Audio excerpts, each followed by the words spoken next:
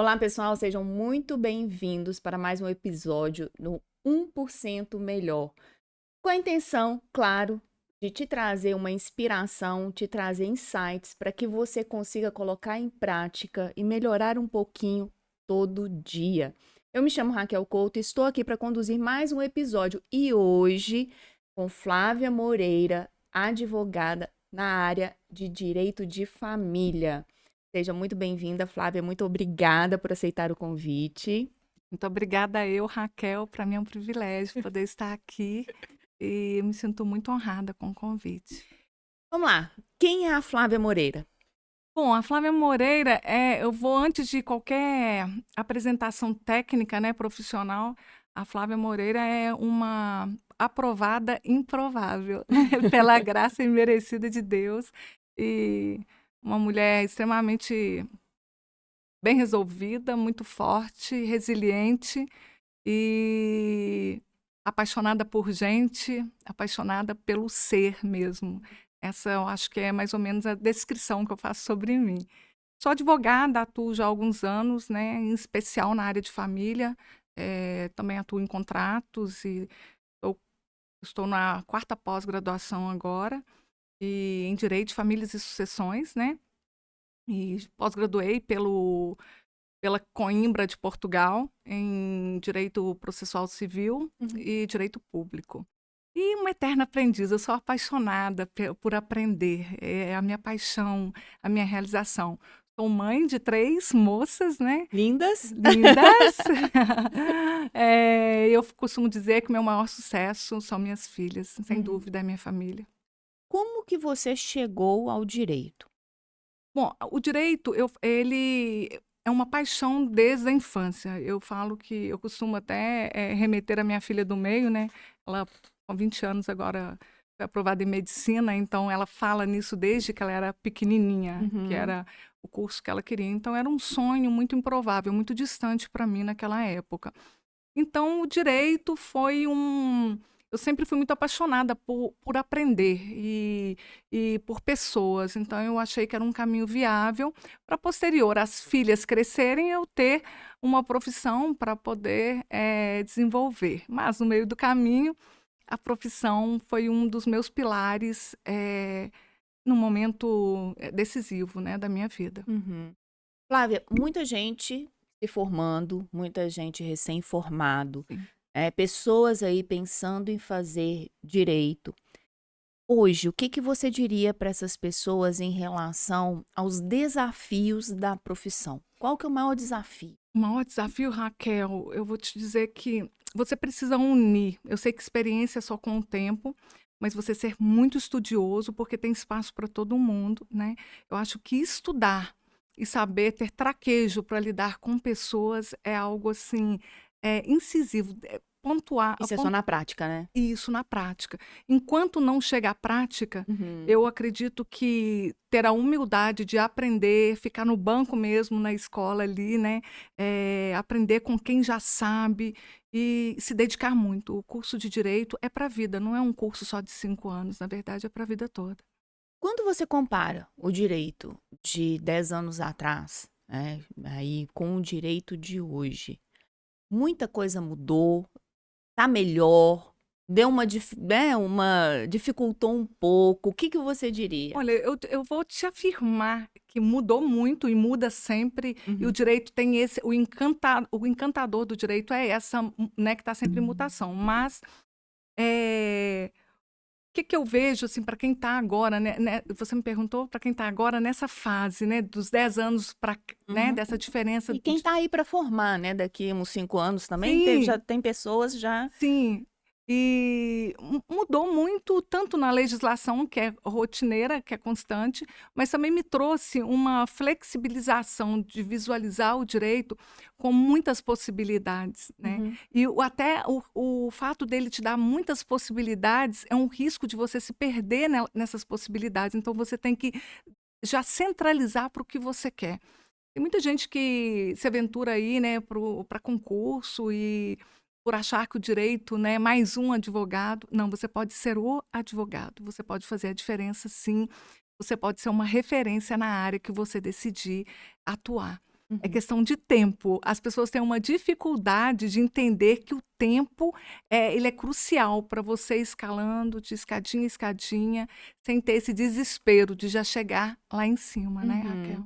E até mesmo essa questão aí dessa construção, né, Flávia, a construção no trânsito, em transitar também no meio jurídico, né, isso é Sim. uma construção. Sim, sim. E eu costumo dizer, assim, sempre, eu falo que a sua palavra, você tem uma idoneidade, sabe, a sua palavra, ela precisa ter mais validade do que uma assinatura. Uhum. Então, quando você começa a atuar desde o início com muita clareza, com muita transparência, em verdade, né, na verdade, é possível sim, porque as pessoas trazem um estigma que o direito, o advogado mente, o advogado tá os bons pagam pelos maus, mas Uhum. ainda existem sim profissionais comprometido com temor a Deus mesmo e que acreditam que a justiça, que ela pode ser estabelecida e ela tem sido. Eu sou prova viva de que Uhum. a justiça ela é estabelecida assim quando bem, manuseada. Essa questão de ser mulher no meio jurídico é desafiador ou hoje em dia já está mais tranquilo? Como é isso? Essa questão de ser mulher na área jurídica, eu acredito que não só na área jurídica, ela te compele a tomar uma postura, né. Eu costumo brincar, assim, que eu me tornei um canhão de guerra. Você se torna um canhão de guerra, na verdade. E muitas vezes é visto como uma bravura, uma rigidez muito grande, mas é necessário ter uma firmeza para atuar na área para que você se faça respeitada e saber respeitar o outro e para que você tenha autonomia, né, com respaldo do resultado daquilo que você trabalha, do que você busca, sabe. Ou seja, precisa saber falar não, precisa saber se Exatamente, posicionar, precisa saber impor exatamente, limites. exatamente. E você percebe que isso é algo fácil nos advogados ou tem uma certa Os dificuldade? advogados têm uma dificuldade muito grande em precificar e valorar o seu trabalho. Uhum. Tem uma dificuldade muito grande em manter a constância nos estudos, porque Uhum. isso é para sempre. E tem uma dificuldade muito grande em relação ao posicionamento, por ter medo de que aquele cliente não fique com ele, né? Então acaba cedendo. Eu costumo dizer que eu sou uma advogada que eu não falo o que o cliente quer ouvir, eu falo o que ele precisa escutar. Uhum. Porque a partir do momento em que você é transparente e você, trabalha com possibilidades reais, a probabilidade de dar certo é muito maior, porque você apresenta o que de fato pode acontecer ali dentro de um processo, principalmente no caso de processos de família. Agora, olha que interessante, né, a sua fala. Eu não falo o que o cliente quer ouvir, Não, eu falo o que ele precisa, sim. de certa forma, né? E esse precisar, quando você tem essa honestidade de trazer o que o outro precisa, isso traz um crescimento, eu acredito, para o cliente, para o profissional. Gera ordem, gera credibilidade. Uhum. Então isso faz parte de uma ordem dentro de um atendimento, né.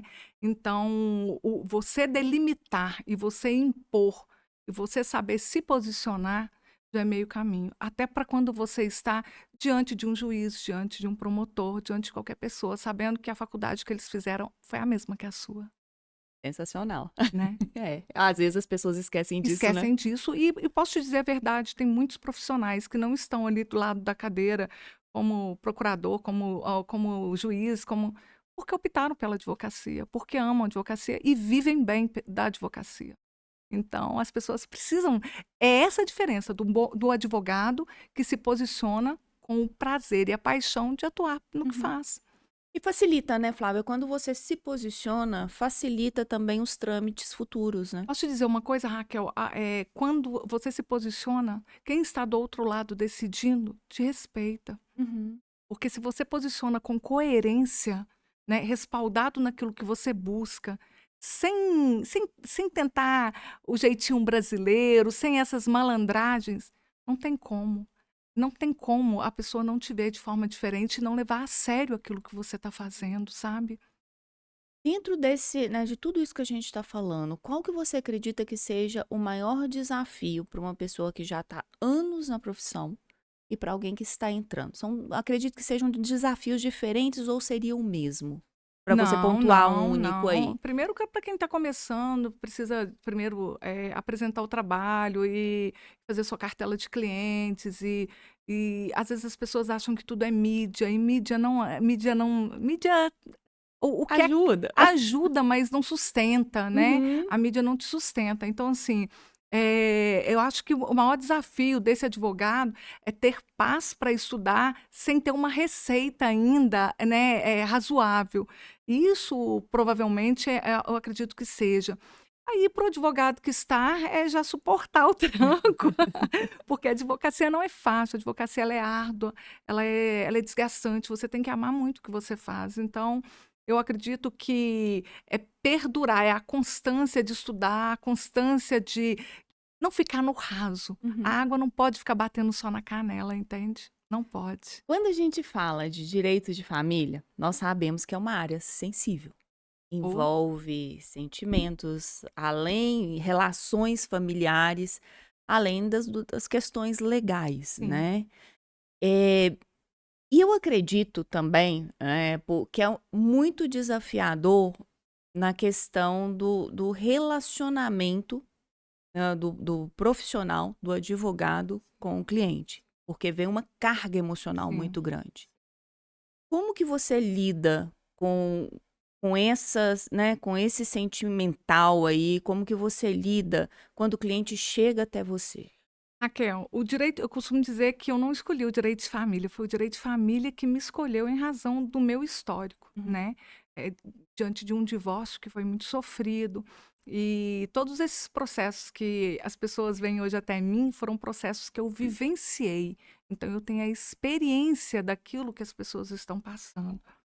Isso me fez, no início, era muito sofrido para mim, porque eu abracei isso como um propósito de vida para que as pessoas não precisassem passar pelo caminho que eu passei, Uhum. porque foi muito doloroso. Então, para que os filhos dessas pessoas pudessem ser resguardados nesse momento. Então, você, com o passar dos anos, você vai tendo mais maturidade para lidar. No início era muito sofrido, né? Às vezes o cliente saía da minha sala e eu fazia com ele algo que eu gostaria de que alguém tivesse feito comigo, né? Uhum. E ali eu não estava preocupada com o rendimento, com o que o processo me daria como retorno. Ali eu estava preocupada em reestruturar famílias.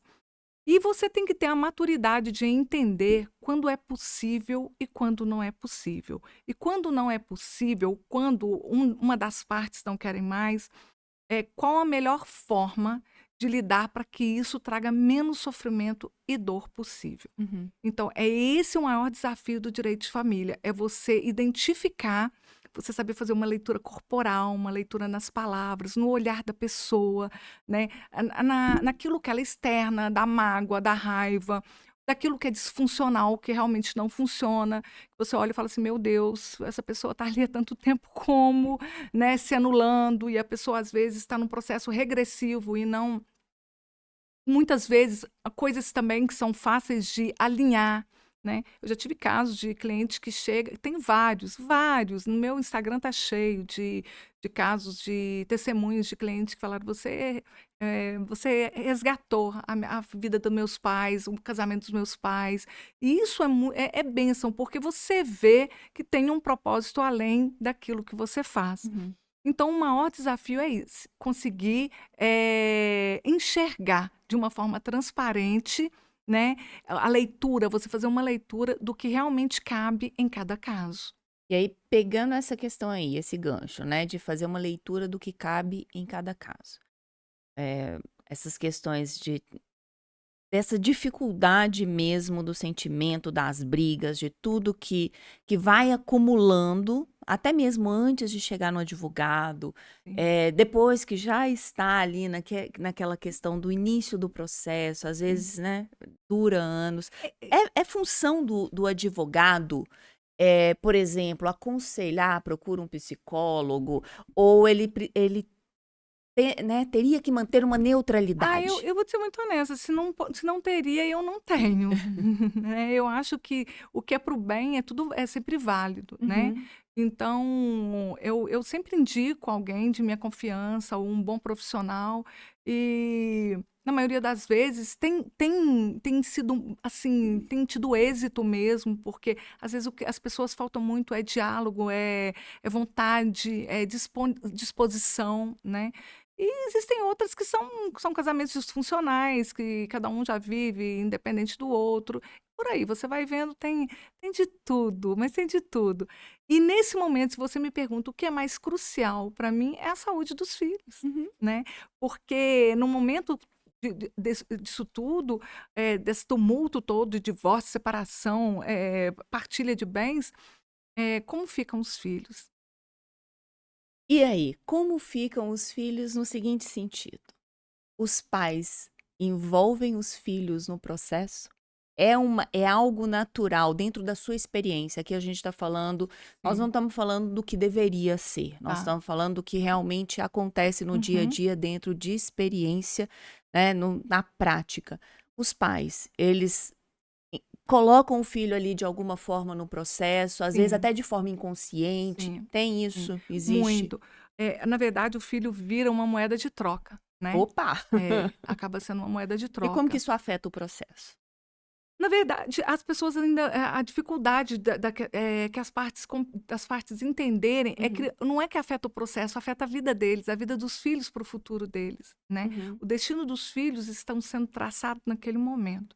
Então, quanto mais maduros, quanto mais despir de si mesmo, para que os filhos tenham saúde, para que entenda que não existe ex-pai, não existe ex-mãe, não existe ninguém para substituí-los, e ter esse respeito um com o outro, respeito mútuo. Você não precisa ser amigo do seu ex-marido ou da sua ex-mulher, mas você precisa ser educado, você precisa ser respeitoso, você precisa entender que ela vai ser para sempre a mãe dos seus filhos e ele para sempre o pai dos seus filhos. Então, o que é melhor para os filhos ali?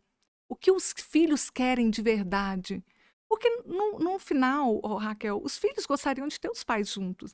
Mas eu sim. te afirmo o seguinte: isso aí eu te dou com segurança, eu te falo, que eles preferem os pais separados do que os pais infelizes e brigando. Uhum. Por experiência própria, eles preferem, eles têm, com o passar dos anos, Eles entendem isso. eles entendem que melhor os pais separados do que infelizes. Agora olha que interessante, né, Flávia, é questão, né, vai ser pai sempre, vai ser mãe sempre. E eu vi hoje, por coincidência, eu li um texto em que a pessoa falava o seguinte: "Dentro da sua dor, se você olhar no fundo dos olhos do seu filho, é isso que você quer para ele? Ou seja, dentro do que você está vivendo, você quer que ele viva essa mesma dor?" Então, assim, os pais, de uma forma, né, de uma forma sem Consciente intenção, e inconsciente. inconsciente, Aham. eles trazem essa alienação parental aí, né? Sim, sim. E alienação parental. É tão interessante sobre alienação parental, né? Eu sempre gosto de narrar uma historinha, se me permite, Uhum, claro. eh, que conta que Miséia apaixonou por Jasão. É uma historinha grega antiga. E aí eles se apaixonaram, se casaram e Jasão se apaixonou por outra mulher. E por causa dessa mulher ele acabou deixando a Miséia. Uhum, E ela acabou matando os 2 filhos e entregando os 2 filhos para a atual mulher de Jasão, como se dissesse para ela: "Olha o que você fez". uhum. Então, assim, isso acontece muito, né? Quando uma das partes vê que não tem mais o controle sobre o outro, e muitas vezes nem por amor, tá? Muitas vezes pela conveniência, pela zona de conforto, são por várias nuances, várias questões aí. Então, eles começam a, de alguma forma, tirar a dignidade dos filhos. Por quê? Porque acaba infringindo tudo aquilo que é de direito da criança, tudo Uhum. aquilo que é de direito do filho, que é ter acesso ao pai, ter o amor do pai, a proteção do pai, a provisão do pai. E, lógico, falo isso do pai, mas também da mãe, né? Então, eu falo assim, dá mais quem tem mais, mas nesse momento é necessário ser, aonde um profissional que tenha responsabilidade social, né, tenha responsabilidade como cidadão, como cristão, como encorajador de mudança, de transformação. senta e não fala aquilo que eles querem ouvir, fala aquilo que é necessário. Isso agora, te escutando falar aí, me veio uma curiosidade. Existe uma, né, uma tendência a, digamos assim, igual você falou, o pai tem direito de ver o filho, né? Sim. Muitas vezes as Não é pessoas nem direito entram, de ver, eu falo que é direito de conviver. sim, Sim. e entra às vezes numa questão, às vezes, a mulher com raiva, não vou deixar, entra numa briga ali interna. De qual lado que isso acontece mais? É do lado da mulher ou ambos? Você presencia isso no dia a dia, na prática de Mais o lado da ambos? mulher. Mais o lado da mulher? É, mais o lado da mulher. E, surpreendentemente, eu vou te dizer algo que até pouco tempo para mim era novo. Eu falo pela experiência que eu tenho, existem muitos bons pais. Uhum. Muitos pais dedicados, presente, pai que ama, que gosta de E que às vezes você cuidar. até quer estar com o filho, mas não tem essa Não, e oportunidade. às vezes quando estava casado não era um pai tão presente, tão bom, como a relação estava tão tóxica, estava tão desgastada, que junto ele não exercia, ele não deixava isso externar com a qualidade que ele consegue depois que ele sai. E a justiça, ela tende a dar privilégios mais para a mãe ou não? Não, hoje, na verdade, o que a gente está sempre respaldando é no direito da criança, Uhum. no direito e na. Por isso que existem estudo multidisciplinar, né, com psicólogos já bem preparados, que hoje tem sido super importante, até aí com a aplicação da Lei 12.318, é de suma importância. Quanto mais eles se preparam, quanto mais. Tem um processo recente em que o juiz, posterior os quesitos, ele ainda fez questão de deixar lá assim, para que elas não fossem rasas, né? Para que elas externassem a opinião delas, para você ver a importância que tem daquilo que elas estão sentindo e vendo dentro do consultório ali, apesar de ser tão pouco o contato na hora de fazer um exame multidisciplinar. Então, é de suma importância preservar os filhos. Aí é o maior desafio mesmo. E eu entendo, sabe, Raquel, a mulher, a gente tem que saber separar duas dores, que as pessoas têm muita dificuldade. A mulher tem que saber separar a dor da mulher e a dor do filho. Uhum. Porque Explica isso. a dor da mulher tá mais aliada à perda, ao sofrimento da relação que acabou, né, a frustração do casamento que não deu certo, e ela acaba derramando isso para os filhos, certo? Que Uhum. já tem a dor deles de não estar com o pai todos os dias, de não ter a liberdade que tinha com o pai todos os dias. Então, quando ela começa a separar, a minha dor não deve ser derramada para os meus filhos, né? Ao contrário, eu falo, mãe bem, filho bem, pai bem, filho bem. Ela não, quanto menos ela derrama aquilo ali, mais as crianças se adaptam com maior facilidade a uma nova rotina de vida. A mulher ela quer estabelecer, inclusive depois, é uma forma dela demonstrar que ela ainda manda, que o poder está nas mãos dela, é uma maneira da rotina do pai com as crianças, né? E Uhum. não cabe, tem que entender que o pai vai ser pai do jeito dele. Nós mulheres, às vezes, temos muito a expectativa que criamos da paternidade sobre nós para os nossos filhos, entende? Uhum. E isso é um tiro no pé, porque acaba influenciando no seu casamento e depois na criação, na educação dos filhos. Então, a forma com que ele vai criar, com que ele vai educar, é um direito dele, desde que não burle, né, nenhuma regra, desde que não violenta, desde que não tem violência nenhuma, desde que ele faça com a motivação certa, ponderando o que é correto, a mulher tem que entender que a regra não é só dela. Flávia, eu acredito que esse seja um dos maiores desafios quando a gente fala em processo na vara de família. Sim, Porque entra numa mistura emocional sim. tão grande, e aí agora eu vou fazer né, eu vou colocar algo que você vai trazer se Uhum, realmente acontece ou uhum. não. E às vezes parece que as pessoas não querem resolver a situação. Não, não querem. Na maioria das vezes, não. Na verdade, as pessoas têm uma dificuldade grande de desvencilhar do passado, né?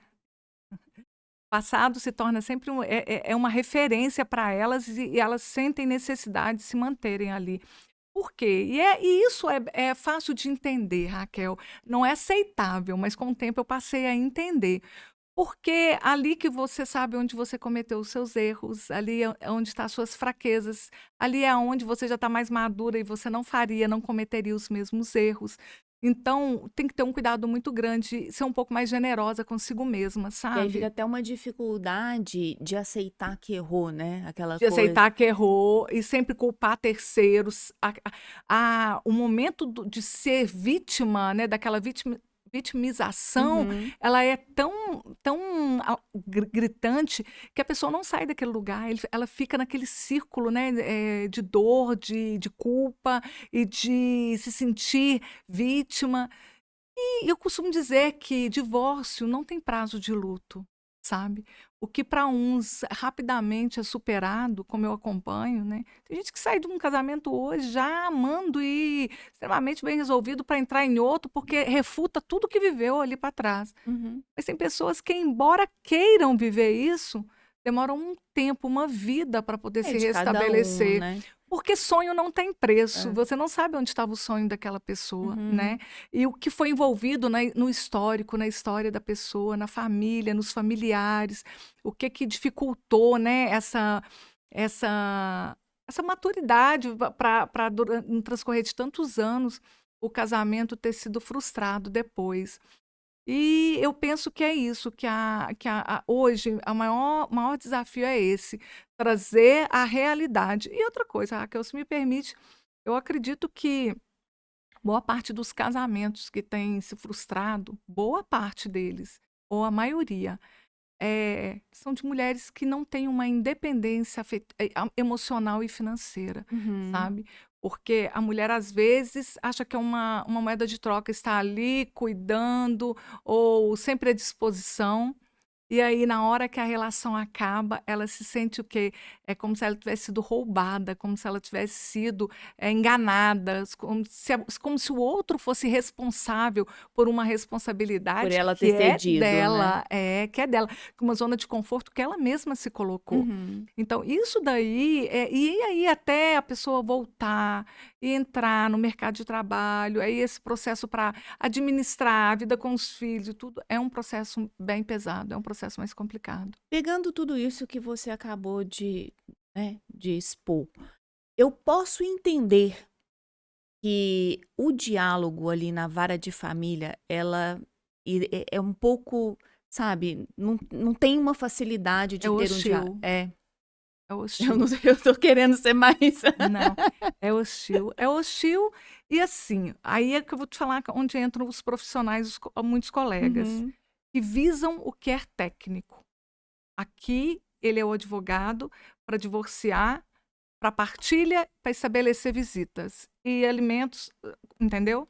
Agora, quando você pega aquele caso como uma história de vida, que é necessário que tenha um enredo e que não acaba simplesmente ali numa canetada de um divórcio. Não acaba, porque os filhos ficaram. Ficaram Uhum. melhor. O melhor deles ficaram. E que a partir dali é necessário manusear muito bem. Porque você imagina o que é para os filhos ver o pai e a mãe sendo inimigos? Eu costumo e falo de novo, os pais não precisam ser melhores amigos, mas você imagina o que é um pai e uma mãe não ter acesso um ao outro. Mas ter maturidade e convivência é sempre É bem-vindo, né, Flávia? lógico, respeito, né, Hum. e consideração, afinal de contas, são filhos para a vida toda. Eu falo, como que fica na formatura da criança, como que fica, depois na faculdade, quando cola grau, como que fica, num casamento dos filhos. Então, assim, só entendeu? Então isso é preciso maturidade, Sim. preciso de maturidade e posicionamento, né. Eu vou até fazer um parênteses, tá, de um comentário aqui, se me permite, um pouco fora dessa questão do direito, trazendo mais na questão de relacionamento. Sim. O que que acontece? Eh, a pessoa, o outro, né, vamos supor, o homem decide seguir com outra mulher. A mulher que está hoje com esse homem, ela também precisa entender que ele teve uma história e que a ex-mulher fez parte da vida dele e continua fazendo. E eu acredito que isso também acaba dificultando, principalmente se o divórcio ainda não saiu, Eu acredito que ainda. E você acredita que eu vou além, tá? O Ah, divórcio pode ter saído e já pode ter uma década, inclusive, ou mais de uma década, tá? A questão é o seguinte, né? Ou você vê o outro como uma ameaça, ou você vê o outro com respeito e o lugar dela no lugar exato. O lugar de mãe de quem teve uma história. uhum, Não que essa história tenha a mesma importância que vai ter a nova para ele, é óbvio que não. Aí depende o quê? Da maturidade da mulher, da segurança da mulher e do homem estabelecer limites, né? uhum. Até aqui eu posso, né? Eu brinco muito assim, pau que bate em Chico, bate em Francisco. Então pensa aquilo que não doeria, que não vai doer em você, não faça com, né? Não vai fazer com o outro. Então até onde tem um limite ali para poder alinhar a questão dos filhos? Até onde tem é óbvio que no início é tudo mais confuso, é tudo mais, mas com o passar dos anos, qual o problema desse contato, né, saudável? Posso buscar? Qual horário? Sem ficar apurrinhando, sabe, Raquel? Sem ficar naquela. Porque é isso que acontece. E isso faz com que o homem distancie dos filhos, porque o homem não tem essa paciência. Ao contrário de nós, mulheres, que gostamos de falar, de bater boca, pá, pá, pá, pá, o homem não tem. O homem é prático. O homem, ele começa a deixar os filhos para não ter que enfrentar. E talvez a atual companheira é a fuga que ele está tendo. Uhum. Então, se essa atual companheira entender que ela é a fuga, mas que nessa história o mais importante são os filhos, eu te garanto que aí até a relação do casal ela é muito mais bem estabelecida, ela ganha uma força muito maior. Curiosidade, você já teve, ou já acompanhou, ou já presenciou alguma separação que envolvesse filhos, muito patrimônio e que os envolvidos tivessem maturidade e foi uma separação super tranquila?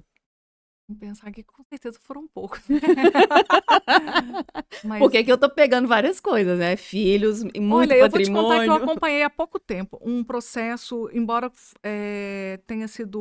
não tenha sido consensual, mas eu pude perceber, assim, pessoas bem esclarecidas e educadas é outro nível. Tinha, assim, muito patrimônio, tinha, assim, 2 filhos, né, mas o quê? Patrimônio, É, são filho, os filhos e o e patrimônio. houve uma traição. Então, o que poderia dificultar ainda mais, né, Uhum, mas que ambos tiveram uma maturidade para poder tentar conduzir da melhor forma possível, em prol dos filhos. Eu vivi sim, e isso, você não sabe o tanto que facilita para o advogado, como é mais leve para trabalhar num caso onde que as pessoas têm consciência de quem são. uhum. Você saber quem você é e se posicionar faz toda a diferença em qualquer área da sua vida. Ou seja, existe. E vou te falar, eu falando nisso, eu me lembrei de algo Hã. importante. Sabe qual é o maior problema das mulheres quando divorcia com filho pequeno? Elas têm medo de perder os filhos. Eu te falo porque eu divorciei, eu tinha filha de 3 anos e meio, tinha 11. Eu não aceitava ninguém falar isso pra mim. Mas eu era uma menina naquela época, há 13 anos atrás, então assim, você fica insegura, você fica com medo, você fica. Então, e isso é totalmente desnecessário. Sabe onde que filho fica? Onde ele é acolhido e tem amor, onde ele é protegido. Filho não fica onde tem mais condição social, não fica mais aonde tem a casa melhor, não fica. Filho fica aonde ele se sente protegido e acolhido. Então, isso então independe da classe social. Alienação parental, por exemplo, é importante até a gente ressaltar, que pessoas extremamente bem esclarecidas costumam fazer. Uhum. Psicólogos podem fazer, né? Advogados, advogada, uma juíza, qualquer mulher pode fazer, até inconscientemente. Então, é preciso se policiar muito para evitar, né? Porque o dano da alienação parental é É muito muito sério, grande. né? Quando você vê criança com masturbação precoce, roubando do coleguinha na sala, sabe? Essas bobagenzinhas, com insônia, com dificuldade de aprender, você pode saber que num divórcio essa criança está sendo privada de uma das partes e está sendo bombardeada. E por vezes essa criança vai ficando tão bombardeada, Raquel, que ela se sente responsável por aquela. É como se ela estivesse traindo a mãe se ela fizesse algo diferente do que a mãe pede, ou traindo o pai se fizesse algo diferente do que pede. Uhum. E ela começa a acreditar naquilo que ela está sentindo, sabe? E aí gera o quê? Gera adolescentes problemáticos, adolescentes que têm dificuldade com a realidade, que têm problema seríssimo com drogas, uma baixa autoestima e por Uhum. aí. Dentro dessa questão do direito de família, Flávia, mudou muito, né, depois de 2020. Por que depois de 2020? Porque houve uma privação ali, né? 2020 foi algo imposto. Houve uma mudança no direito de família depois de 2020? O direito de família, eu posso te afirmar que é uma mudança constante, diuturnamente. Uhum. O direito de família, ele está crescendo e abrangendo, ele vai tentando se adequar à realidade das pessoas, né? Aquilo que antes era impossível, era improvável, hoje você já vê com uma probabilidade muito grande, com uma... o direito de família hoje, ele tenta remover o preconceito, tentar remover aí a desigualdade, busca sempre uma equidade, eu não falo nem que é uma igualdade, é uma equidade entre as partes. Então, o direito de família em si, ele traz essas nuances diuturnamente. Por isso é tão importante você estar sempre se atualizando na área. É Uhum. apaixonante o direito de família quando você consegue vislumbrar o depois, quando você consegue, porque você acaba fazendo parte do enredo da história de uma pessoa num momento crucial. Se você tiver um pouco de sensibilidade, de paciência, porque tem que ter, você imagina, um advogado, nós somos agentes de solução, né? Você imagina o que que é um divórcio. Agora, imagina, são vários que eu atuo ao mesmo tempo. Então, o seu telefone não Fica para. doida, não? Você fica doida, a gente já, né, a gente fica. Mas, mas você também aprende a lidar com o ser humano, ver beleza em tudo, sabe? Eu sempre vejo mais o copo cheio do que raso. Então, você aprende a ver a vida de uma maneira bem diferente, sabe? É apaixonante o direito de família. Eu sou Tô vendo. eu sou suspeita, né. É.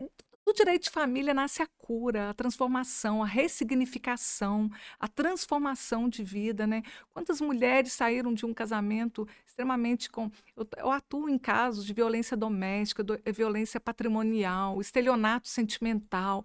Então você começa a identificar e fazer uma leitura das pessoas com uma clareza tão grande, sabe, que tem hora que você fala: "Meu Deus, já tá, né, meu Deus".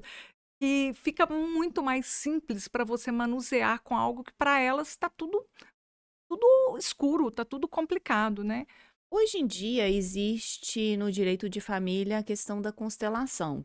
Sim, Isso psicanálise, ajuda, a resolver o caso muito. ou não? Sim, muito. Hoje o direito sem a psicanálise, sem a psicologia, ele não caminha bem não. Você precisa de entender de pessoas para estar tratando numa área Uhum. tão delicada como essa. É diferente de contratos, contrato ali é bem, né, técnico e Sim. pronto. É diferente de qualquer outra demanda, de qualquer outra área que seja técnica e não lida diretamente com emoções, né, você lida com bolso, não com emoções. Direito de família lida com histórias, lida com vidas, né, e a capacidade de você demonstrar para o outro que é possível sim recomeçar, e que recomeçar muitas vezes é o maior privilégio que você pode ter, que é muito bom. A questão vai falar para isso para uma pessoa que está ferida, Sim. eh, Como a você vai dificuldade fazer a pessoa acreditar? Aí eu está o acredito em tudo segredo. isso que você está Sim, colocando. sim. Agora, quando a pessoa está ferida, parece que ela coloca uma nuvem, que ela Mas eu fecha posso te falar uma portas. coisa? A depender de uma pessoa que já tem vivência, experiência, coloca para você, você empodera a pessoa. Uhum. Porque onde ela não vê solução, você traz uma facilidade, porque as pessoas dificultam muito as coisas, são muito simples, Raquel. Tem coisas que são simples de ser lidada, mas as pessoas teimam em colocar os seus direitos, suas razões, né, as imposições. E aí é onde eu falo que o orgulho é um maior inimigo, é um maior, nesses entraves aí da questão familiar. Mais ou menos no meio da nossa conversa, você citou um ponto que eu vou puxar ele novamente, em que você coloca assim, que foi muito interessante a analogia que você fez, né? Como que você colocou que a mulher, às vezes, por deixar de trabalhar, ou a mulher por deixar de ser ela, começar a viver a vida do outro, digamos assim, né? Quando separa, ela se sente roubada. É interessante, foi muito interessante essa sua, né, do jeito que você pôs, porque assim, faz todo sentido. Faz muito sentido. Só que aí entra muito aquela questão, né? A responsabilidade é dela, a escolha foi dela. Sim, Isso vale tanto para homem quanto para mulher, sim, né? sim.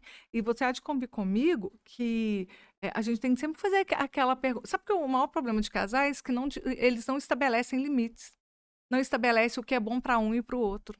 E eles Uhum. vão vivendo com medo de expor isso. É igual quando um casal me procura para poder, elaborar um contrato antinupcial, por exemplo, ou para falar sobre, qual tipo de regime de casamento, né? As pessoas têm uma dificuldade tão grande em estabelecer limites e falar: olha, eu quero esse regime, e explicar o motivo pelo qual, que é algo absurdo para quem vai começar e pretende ter uma vida a dois para sempre. São assuntos que você precisa estabelecer, porque quando não. Você sempre fala isso, Raquel, lá, eu te acompanho. O óbvio precisa ser dito. Com certeza. Né? Então, e as pessoas não têm o hábito de dizer o óbvio. Por aquele momento, falar: olha, eu vou renunciar à minha carreira. Até quando? Você vai me dar respaldo para isso? Você vai. Entende? As pessoas têm essa dificuldade de fazer. E eu vou te ser muito honesta, eu não acho que nenhuma mulher deve abrir mão disso. Nem me perguntou, mas eu já vou dar minha opinião. Não tem nada melhor do que você ter autonomia para você levantar e sair da onde você está. Até porque, Flávia, entra num ponto aí muito. É uma linha muito tênue. A admiração. Com certeza. A admiração, eu acredito que ela é base de Eu relacionamento. também, eu também. A admiração, porque quando você fica num lugar que você não admira, entende? É Uhum. muito. E isso envolve depois o desejo, envolve, a credibilidade, envolve. A pessoa vai ficando desinteressante. Sim. E aí ela depois acha ruim de ter se tornado, o outro ter desinteressado. Vai acabando e não Vai. tem como voltar no passado, Não, né? não tem como, né.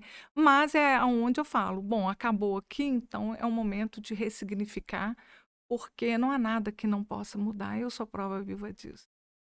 Eu falo assim: "No que depender de mim", eu falo para mim, para as minhas filhas: "Eu nunca mais estarei no lugar que um dia eu estive. Uhum. Nunca mais, porque não há nada melhor do que você ter autonomia e você poder, pagar suas contas e você poder dizer sim ou não". Porque eu costumo dizer para as minhas amigas solteiras, eu falo assim: "Minha filha, se for para você viver com essa pessoa, com a mesma vida que você tinha solteira, não fique, não fique. Se dê o melhor, se dê o direito de se dar o melhor.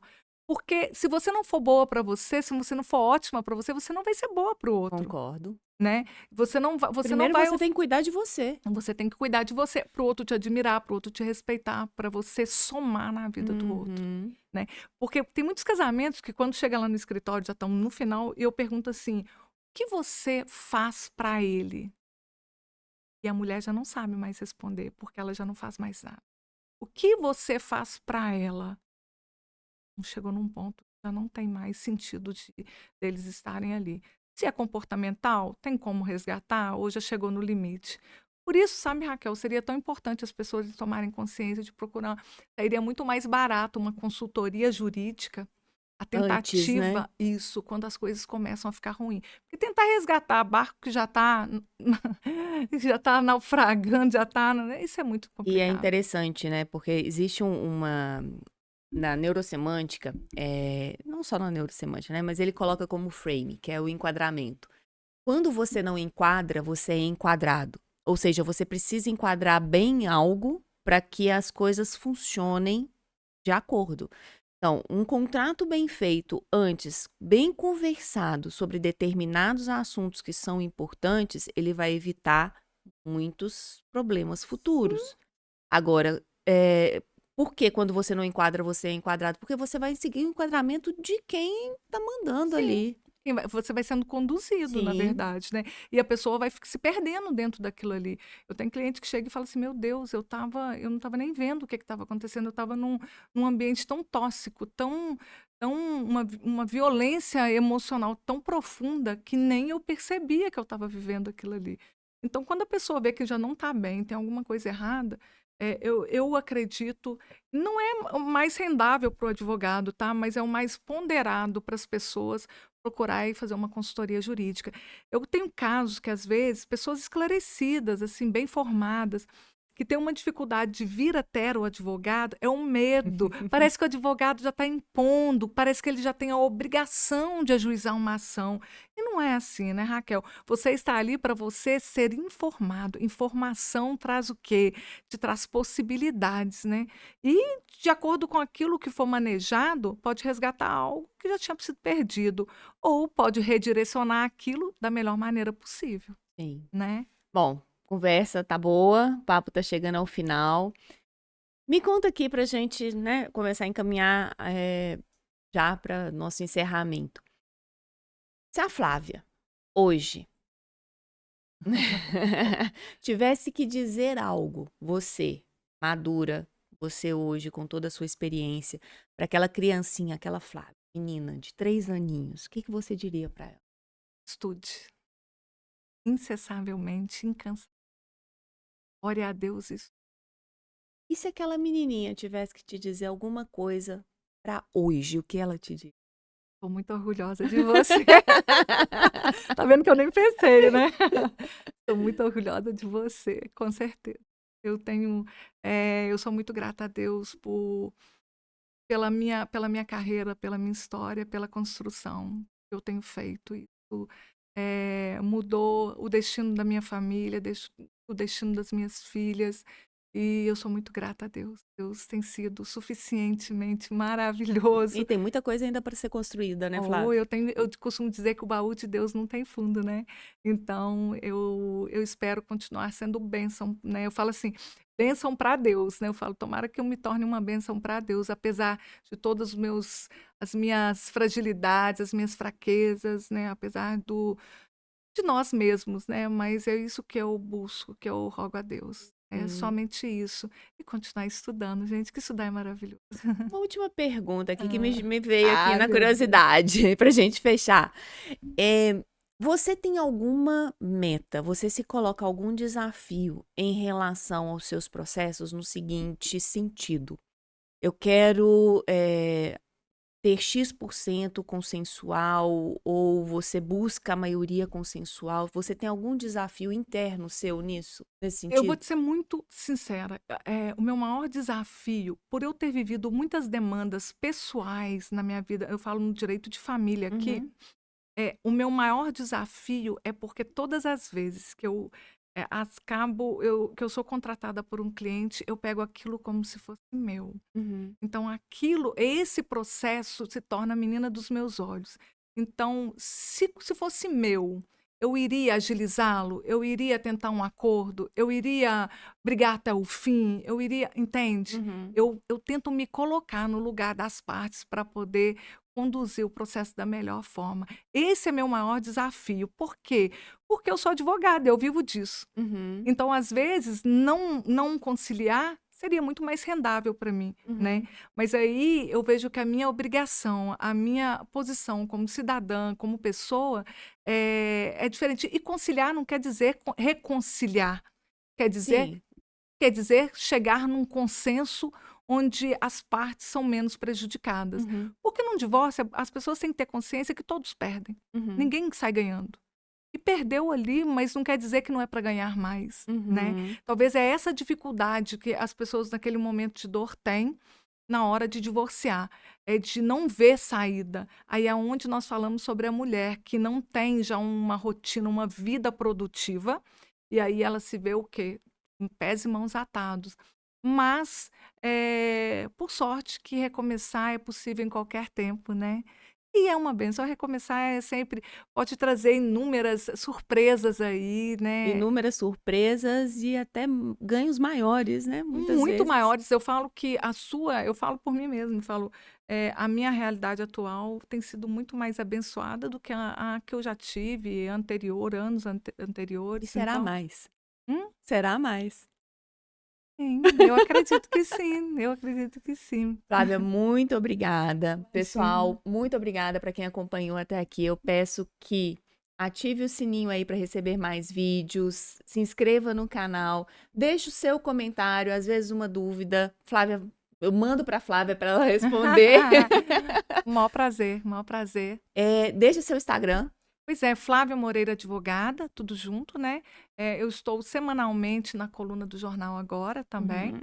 E nós temos também um programa, né, que vai ao ar, acho que é todo sábado agora, que é Agora em Família, né? Uhum. Respondendo aí dúvidas da população, tentando ser um pouquinho útil para as pessoas. E eu vou ter o maior prazer de estar respondendo, de estar dando as dúvidas aí que houver, tá? Muito Eu que obrigada e agradeço. espero que a gente marque aí um Vai ser um próximo, prazer. né? Pessoal, obrigada. Até o próximo.